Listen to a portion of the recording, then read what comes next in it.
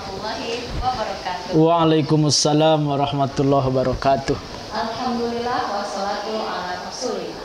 Alhamdulillah sahabat sekalian, kita berjumpa lagi dalam bincang keluarga Umi dan Ajengan.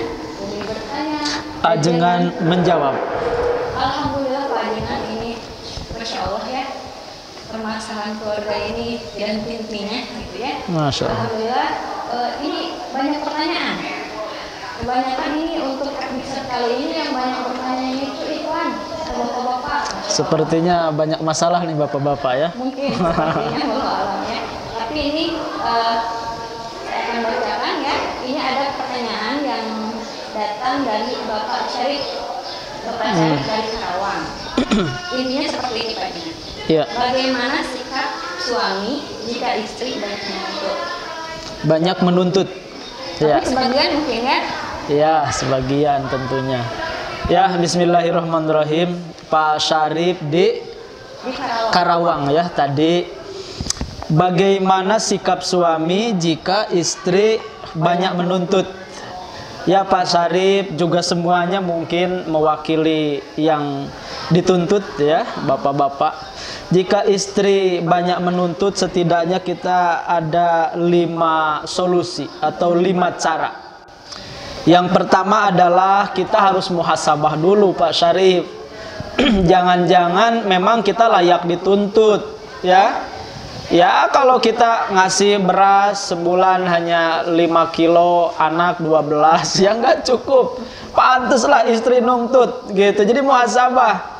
Ngasih uang 300.000, anak 12 ya pantas aja istri nuntut ya nggak cukup lah. Jadi muhasabah, istri ya pakaiannya udah kararuce gitu ya, anak-anak udah pakaiannya sobek-sobek, terus udah 5 bulan juga nunggak nggak bayar sekolah ya pantas aja istri nuntut. Jadi yang pertama muhasabah.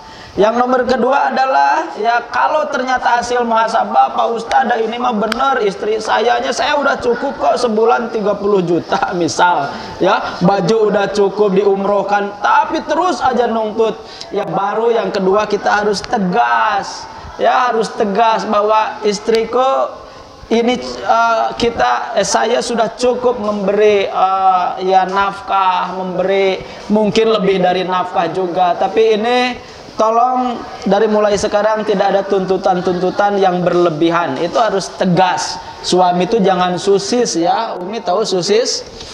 Suami sieun istri ya. Sieun itu takut ya dalam bahasa Sunda.